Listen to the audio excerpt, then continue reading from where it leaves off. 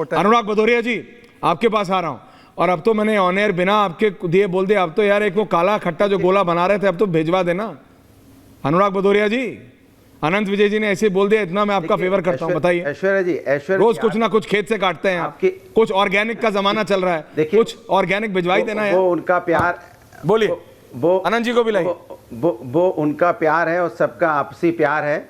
मैं तो बस यही कहूंगा कि डिबेट आप अच्छी करते हैं, बस कोई कंट्रोल ना करे, क्योंकि कोई नहीं कर रहा है। अब आप मत जाइए उस कमेंट्री करते हो, ठीक नहीं।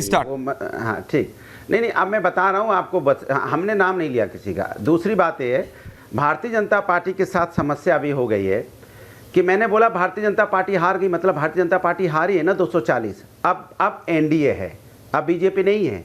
सही कह रही थी कंचना जी, अब गारंटी नहीं चलेगी, अब एनडीए की गारंटी चलेगी। तो उस पर चुप्पी मार गए हमारी साथी कंचना जी। और बताना भूल गई, जो प्रभु राम को सीता माँ के बारे में क्या उन्होंने बोला था, सॉरी प्रभु राम और विष्णु जी के बारे में पार्लियामेंट के अंदर में, वो क्यों रिपीट करने की जरूरत? उन्होंने अपने पार्टी में भी ले लिया और उसके ऊपर कोई कार्रवाई नहीं की। अभी पार्टी में उनके बेटे को मंत्री भी बना रखा है। इसलिए प्रभु की बात ये लोग सुन तो लीजिए, ये प्रभु की बात इसलिए करते हैं इनको, हमारा, मैंने फिर रिपीट कर रहा हूं, प्रभु हमारी आस्था का विषय है, राजनीतिक विषय नहीं। हम विपक्ष में रह के जनता के हित की बात कर रहे हैं। जब से आपने डिबेट शुरू की है कंचना जी ने, हमने कौन से मुद्दे उठाए? पेपर लीक का मुद्दा उठाया, हाथरस में हमारे लोगों जिनकी मौतें हुई हैं उनका दर्द हमने बयान किया। यहाँ पे किस तरह से देश के अंदर में किसान परेशान, उसकी बात करते हैं हम लोग, युवा परेशान, उसकी बात करते हैं, महंगाई की बात करते हैं। ये किसकी बात करेंगे?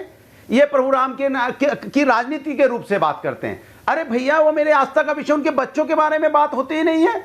मैं इतनी देर से चिल्ला रहा हूं, चलिए 30 सेकंड का मौन करते हैं। 120 लोगों की मौतें हुई हैं, चलिए 130 सेकंड का मौन करते हैं। हाथरस में इतनी बड़ी घटना हुई है, भारतीय जनता पार्टी कुछ कहे ना कहे, हम लोग 30 सेकंड का मौन जरूर रखते हैं उनके उसमें। चलिए रखते हैं।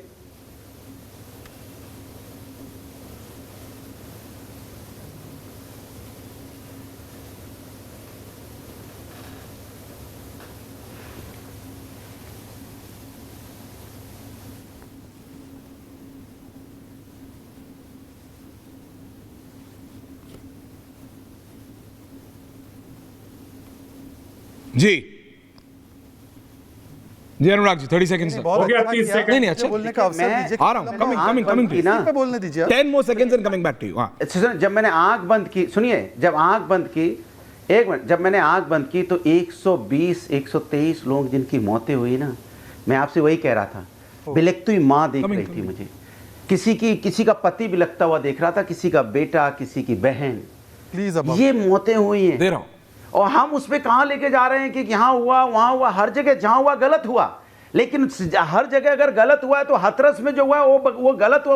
उस गलत को आप और घटना गिना के नहीं छुपा सकते। नहीं, लेकिन इसका सॉल्यूशन आप सबको एक साथ मिलकर निकालना पड़ेगा। ऐसा होगा क्या मैंने कहा क्या कि उस, आप सुनिए Anurag ji, don't go there, उसको पॉलिटिसाइज मत कीजिए, आप पे उल्टा पड़ेगा। आप जानते हैं बीजेपी किस तरह से कौन से बाबाओं का कौन क्या कहां कैसे इस्तेमाल करता है, वो बात है। लेकिन शहजाद आपको जवाब दे रहे हैं, उस पर मैं कल डिबेट कर चुका हूं। अनुराग जी, मैंने आपको मौका दिया, थैंक यू।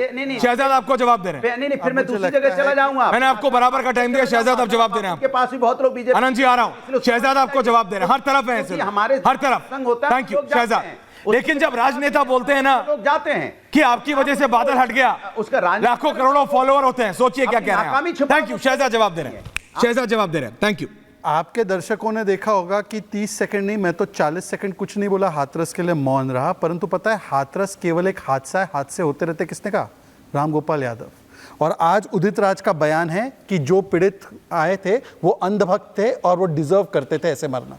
ये उदित राज जो कि इंडिया अलायंस के नेता और प्रत्याशी थे। अब मैं चाहता हूं कि इस प्रकार की असंवेदनशीलता हाथरस पे ही बताने वाले राम गोपाल यादव पर और उदित राज पर, पहला क्या इनका स्टैंड है? दूसरी बात, यहां पर तो संवेदनशीलता दिखाई, पर अखिलेश जी का, इंडिया अलायंस के कोई भी बड़े नेता का कल्लकुरिची में मारे गए दलितों के ऊपर एक ट्वीट यदि हो, हमारे तो हाथरस पे अनेकों बयान है, हम लोग तो कह रहे हैं कि कड़ी कार्रवाई हो, पर इनका एक ट्वीट हो तो मैं उस पर उनसे माफ़ी मांग लूँ। तीसरी बात, मैंने तो बंगाल की महिलाओं से लेकर कर्नाटका में 37% दलितों का जो आवंटन है वो ख़त्म कर दिया गया, तेलंगाना में किसान की आत्महत्या कैमरे पर हुई कांग्रेस से परेशान होकर, या कर्नाटका में दूध पेट्रोल डीजल सबके दाम बढ़ा गए, महंगाई कैसी बढ़ी है उसके बारे में बोला। तो क्या इन प्रदेशों को कांग्रेस नहीं मानती है, इंडिया अलायंस भारत का हिस्सा नहीं मानती है? हाँ, कुछ प्रवक्ता तो बोल रहे थे कर्नाटक और तमिलनाडु एक है, वो लोग चले भी गए इस डिबेट से। पर मैं पूछना चाहता हूं कि अब इन विषयों पर आदरणीय आरजेडी के प्रवक्ता के नेता कहां बोले, और आदरणीय समाजवादी पार्टी के जो आदरणीय नेता है जो वहां पर जयकारा लगा रहे थे कि संपूर्ण ब्रह्मांड में इस बाबा की जयकारा सदा सदा तक चलती रहे, वो बता दे कि कल्लकुरुचि में मारे गए दलितों के लिए या बसपा के दलित नेता के लिए उन्होंने कहां पर एक बयान दिया हो। और बयान छोड़ दीजिए, मैं तो अब तीसरी बात कहना चाहता हूं जी, आप हम पर जितना गुस्सा निकालना है निकालिए, पर गीता में कहां हिंसा और हत्या का श्लोक है वो जरा मुझे पॉइंट आउट करके बता दें। और अगर उसमें है तो ओसामा बिन लादेन ने कहां से प्रेरणा ली थी? द्वारका को कोई बोलता है ये नाटक है, सनातन समाप्ति, चंद्रशेखर बोलते हैं रामचरितमानस पोटेशियम साइनाइड है, राम मंदिर गुलामी की निशानी है। कंचना जी, जिन नेताओं के बयान आपने गिनाए वो तो सब आपके साथ थे जब नेताओं ने बयान दिए, आज आकर हमारे साथ कोई बयान नहीं दे रहा, पर आपके नेता आज भी दे रहे, उन पर कोई कार्रवाई नहीं, उन पर कोई कार्रवाई नहीं। और लेकिन मैं आ रहा हूं अनुराग भदौरिया, लेकिन अनंत विजय जी मैं आपसे पूछ रहा हूं, 2005 25 फरवरी सतारा महाराष्ट्र, 2008 3 अगस्त हिमाचल बिलासपुर, 2008 30 सितंबर जोधपुर राजस्थान, 2010 4 मार्च प्रतापगढ़ यूपी, 2011 14 जनवरी केरला, 2011 8 नवंबर उत्तराखंड हरिद्वार, 2012 19 नवंबर पटना बिहार, 2013 13 अक्टूबर दतिया मध्य प्रदेश। ये सारी वो घटनाएं अनुराग भदौरिया जी, अगर इन सब के लिए भी आपने मौन रखा होता ना, या सोचा होता कि ऐसी दिक्कतें क्यों हो रही हैं, ऐसे इंसिडेंट्स क्यों हो रहे हैं, और इसमें एक एक इंसिडेंट में मैं आपको बता रहा हूं कितने कितने लोग, मैं जा नहीं रहा हूं उस तरफ, क्योंकि इस पे पता है पॉलिटिक्स होगी ना तो इसका कोई सोल्यूशन नहीं। मैं बोलूं? नहीं, रामगोपाल आप जी बोलिए हादसा हो गया। भाई हादसा हो गया, उन्होंने तो रेप पे क्या बोला था स्वर्गीय नेताजी ने, आप बात समझिए मेरी बात। जवाब ले लो। नहीं मैं आपसे जवाब लूंगा, लेकिन अनंत विजय जी जवाब, ये जो घटना, मैं आ रहा हूं अनुराग जी, आ रहा हूं, बिना काला खट्टा गोले के आ रहा हूं, रिलैक्स दूंगा भाई, प्लीज रिलैक्स, आ रहा हूं थोड़ी अनंत विजय जी, मैं बहुत सीरियसली पूछ रहा हूं आपसे। हम समाजवादी अनंत जी, ये राजनेता, जवाब दे, ये राजनेता सोचते हैं कुछ भी बोलेंगे निकल जाएंगे, और जनता का भी कहीं ना कहीं दोष है। मैंने कल भी बोला कि ये अंधविश्वास वाले मसले पे भी जनता का भी दोष है। आप किसके पीछे चल रहे हो, चलो तो, ये भेड़ चाल थोड़ी है, लेकिन जनता को भी ध्यान रखना होगा किस राजनेता ने, चाहे इधर वाला हो या उधर वाले हो, कब क्या बोला, क्या स्टैंड था, कौन से इशू पे क्या स्टैंड था, भूल नहीं सकती जनता 5 साल में या 10 साल में, खासकर बहुत सेंसिटिव इश्यूज पे। लेकिन ये राजनेता तभी तो हल्के में लेते हैं जनता को, आप लोगों को, क्योंकि आप भूल जाते हैं, चाहे वो बीजेपी वाले हो, सपा वाले हो, आप वाले हो, बसपा वाले हो, जो मर्जी हो, कांग्रेस वाले हो, अगर आप याद रखेंगे कि आज शहजाद ने क्या बोला तो 10 साल बाद भी आपको याद रहेगा अनुराग भदौरिया ने क्या बोला, उनकी पार्टी के नेता ने क्या बोला, या कंचना जी की पार्टी के नेता ने क्या बोला। जब वो आपकी दहलीज पे हाथ फोल्ड करके आते हैं ना, हाथ जोड़ के वोट मांगने, जब आप उन्हें याद दिलाएंगे तुमने तो ये बोला था, किस मुंह से आए हो, उस दिन से नेता बदल जाएंगे। Anant Vijay ji, I want your view point on this. Anant ji, और फिर अनुराग जी आ रहा हूं। ये बात आप बिल्कुल ठीक कर रहे हैं, और जनता की स्मृति थोड़ी कमजोर होती है, इसका फायदा ही, ये बेजा फायदा ये राजनेता उठाते हैं, कुछ भी बोल के निकल जाते हैं।